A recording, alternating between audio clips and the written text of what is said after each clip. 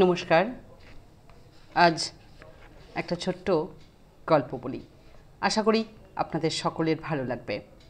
এক বিশিষ্ট কবি লিখেছিলেন যে, আপনারে লয়ে বিব্রত রহিতে আসে নাই কেহ অবনী পরে, সকলের তরে সকলে আমরা, প্রত্যেকে আমরা পরের তরে। এই লাইনের ছত্রে ছত্রে যে গভীর অন্তর্নিহিত অর্থ লুকিয়ে রয়েছে তা বোঝার জন্য আসুন আমরা একটা সুন্দর ছোট্ট গল্পের মাধ্যমে আমরা বুঝে নিই। এক সময় এক গ্রামে হরি নামে এক অতি অলস ব্যক্তি বাস করত। সে সারাদিন কোনো কাজকর্ম করতো না, সারাদিন শুয়ে বসে দিন কাটাতো সে। সারাদিন ধরে সে কেবল ভাবতো এদিক ওদিক ঘুরে কি করে তার আজকের দিনের খাবারটা জুটে যায়। একদিন সে খাবারের খোঁজে এদিক ওদিক ঘোরাঘুরি করছিল। সে এমন সময় দেখতে পেল একটা খুব সুন্দর ফলের বাগান রয়েছে। ফলগুলো বেশ সুমিষ্ট মনে হচ্ছে এবং বেশ পুষ্ট পরিপক্ক। সে আর বেশিক্ষণ নিজেকে আটকাতে পারল না। সে সেই বাগানের মধ্যে ঢুকে পড়ল। ঢুকে একটা বেশ বড় আম গাছ দেখে সে সবে ওঠা শুরু করেছে এমন সময় সেই বাগানের মালিক রে রে করে ছুটে এলো। হরিকে বারবার করে নেমে আসতে বলল। হরি তো ভয় পেয়ে গিয়ে আরও উপরের দিকে উঠে গেল। ভাবলো এখন নামলে তো আমাকে মার খেতে হবে আর কি। সে আরও উপরের দিকে উঠে গেছে দেখে মালিক খুব রেগে গেল। সে বাড়ির দিকে ছুটলো একটা বড় লাঠি নিয়ে আসতে। এমন সুযোগ পেয়ে হরি আর সেখানে দাঁড়ায়, সে তত্তর করে গাছ থেকে নেমে যেদিকে চোখ গেল ছুট দিল দে দৌড়। সে পৌঁছে গেল ছুটতে ছুটতে একটা জঙ্গলের মধ্যে। এদিকে তার খিদে পেয়েছে, খাবার জোগাড় করতে হবে। সে ভাবলো দেখি জঙ্গলের মধ্যে নিশ্চয়ই কিছু খাবার পাওয়া যাবে, ফল গাছ তো নিশ্চয়ই থাকবে। ভাবতে ভাবতে সে জঙ্গলের বেশ কিছুটা ভিতর দিকে চলে গেল। অনেকটা জঙ্গলে যাওয়ার পরে ঘোরাঘুরি করছে। হ্যাঁ, এমন সময় সে ভাবলো যে দেখি গ্রামের দিকে মনে হচ্ছে এবারে ফিরতে হবে। তেমন তো কিছুই পেলাম না, কিন্তু কী যে করা যায়, খিদেও পাচ্ছে। এমন সময় সে দেখলো একটা খোঁড়া শেয়াল খুব আস্তে আস্তে খুঁড়িয়ে খুঁড়িয়ে চলেছে। তার দুটো পা ভাঙা, সে ছুটতেও পারছে না, দৌড়াতেও পারছে না, ভালো করে হাঁটতেও পারছে না। সে তখন ভাবলো আচ্ছা এই শিয়ালটা কিভাবে খাবার জোগাড় করবে, ওর তো দুটো পাই ভাঙা, আর এই ঘন জঙ্গলে আরও অন্যান্য প্রাণীরাও রয়েছে, তাদের হাত থেকে ও বাঁচেই বা কী করে নিজেকে রক্ষা করে, এই সব 7-5 ভাবছিল।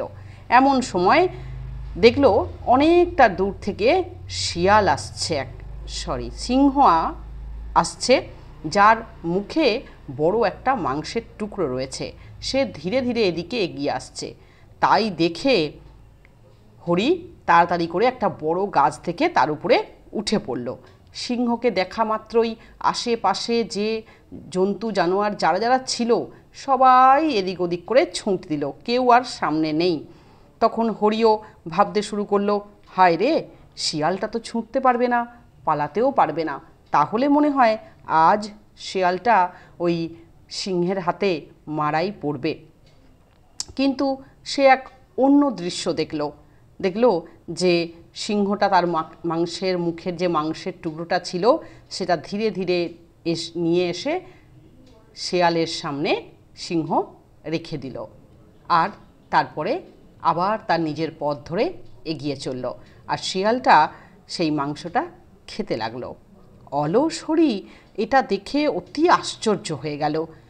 সাথে সাথে উপরওয়ালার এরকম সুন্দর প্ল্যান দেখে সে খুব খুশি হলো। তার মনে হলো পৃথিবীতে প্রত্যেকটি প্রাণীর জন্যই ঈশ্বর কোনো না কোনো প্ল্যান তো করেই রেখেছেন। যেমন এই খোঁড়া শেয়ালটার জন্য সিংহকে নিয়ে এসেছিলেন মুখে মাংস নিয়ে, আর সিংহটা সেটা দিয়ে গেল, আর শিয়ালের পেট ভরে গেল আজকের মতো। তাহলে নিশ্চয়ই ভগবান আমার পেট ভরানোর জন্য কোনো না কোনো প্ল্যান তো করে রেখেছে, তাই না? অলস হরি এই কথা ভেবে ভাবলাম না, আর খাবার খোঁজার প্রয়োজন নেই, আমি বরঞ্চ এবার আস্তে আস্তে সিংহ নাগালের বাইরে চলে গেছে, এবার আমি গাছ থেকে নামি। গাছ থেকে নামলো এবং গ্রামের দিকে কিছুটা এগোতে শুরু করলো। কিন্তু রাস্তার মধ্যে, বড় রাস্তার পাশে এসে সে ভাবলো, ভগবান তো আমার জন্য নিশ্চয়ই কোনো প্ল্যান করে রেখেছে, আর আমার সত্যিই খুব খিদে পেয়েছে, আমি আর চলতে পারছি না। আমি এই গাছের তলায় বসলাম, দেখি ভগবান আমার জন্য কি প্ল্যান করে রেখেছে, নিশ্চয়ই কেউ না কেউ আসবে আমার জন্য খাবার নিয়ে। এই ভেবে সে বসে রইল। একটা দিন পুরো কেটে গেল, কেউ এলো না। আরও একটা দিন কেটে গেল, কেউ এলো না। এবার হরির পক্ষে আর চুপচাপ এই খিদে নিয়ে বসে থাকা সম্ভব ছিল না। সে তখন রাস্তা দিয়ে এগোতে শুরু করলো। সে দেখলো এক বয়স্ক ব্যক্তি যাচ্ছে। সে খুবই দরিদ্র এবং যথেষ্ট বয়স হয়েছে, কিন্তু হরির খুব খিদে পেয়েছে। তখন সে সেই বৃদ্ধ লোকটিকে বলল, আমাকে কিছু খেতে দেবেন, আমি 2 দিন ধরে কিছু খাইনি, জল পর্যন্ত না। তখন সেই বৃদ্ধ ভদ্রলোকটি হরিকে তার নিজের খাবার থেকে 2টো রুটি ছিল যা, তা থেকে হরিকে একটা রুটি এবং জল দিল। হরি তা খেয়ে যেন একটু ধাতস্থ হলো, একটু প্রাণ পেল। খাবারটা খাওয়ার পর হরি সেই বয়স্ক মানুষকে 2 দিন আগে সে যা দেখেছিল সেই জঙ্গলের মধ্যে তার সব বর্ণনা করলো এবং বলল, আমি 2 দিন ধরে রাস্তার ধারে বসেছিলাম গাছের নিচে। ভগবান আমার জন্য যে কি প্ল্যান করে রেখেছে আমি তো কিছুই বুঝলাম না। আমার জন্য কেউ খাবার নিয়ে এলো না।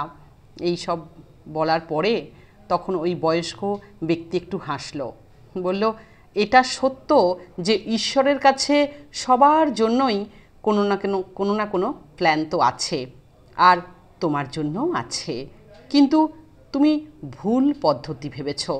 উনি তোমাকে শেয়াল নয়, বরং ওই সিংহের মতন বানাতে চেয়েছে।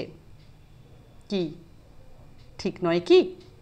ঈশ্বর আমাদের জীবনকে এগিয়ে নিয়ে যাওয়ার জন্য, কাজ করার জন্য ক্ষমতা দিয়েছেন, ঠিক ওই সিংহের মতো। আমাদের পরিস্থিতিকে বদলানোর জন্য আমাদের কাছেও প্রয়োজনীয় শক্তি ও সামর্থ্য আছে, কিন্তু তাকে জানা বা ব্যবহার করার প্রকৃত জ্ঞান থাকতে হবে।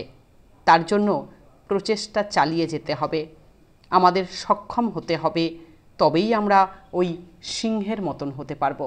যদি হরির মতন ভুল ধরে বসে থাকি যে কোনো এক সিংহ আসবে আমার জন্য খাবার নিয়ে আর আমার কাজ করার কোনো প্রয়োজন নেই, তাহলে আমরা ভুল ভাবছি। আমাদেরও সিংহের মতন হতে হবে, আমাদেরকেও এমন কাজ করতে হবে যাতে আমরা অন্যের মুখে খাবার তুলে দিতে পারি, তাই না? ভগবান তো সিংহকেও বানিয়েছেন, তাই সিংহের মতন হতে আপত্তি কোথায়?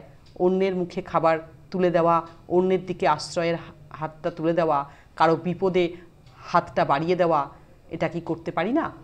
শেয়াল হতে হবে কেন? সিংহ হলে ক্ষতি কী? গল্পটা কেমন লাগলো জানাবেন। এটা একটা বই থেকে নেওয়া, আমার খুব ভালো লাগলো তাই আপনাদের শোনালাম। আপনারা শুনে জানাবেন কেমন লাগলো। সিংহ হতে চান না শেয়াল? কোনটা হলে বেশি ভালো মনে হয়?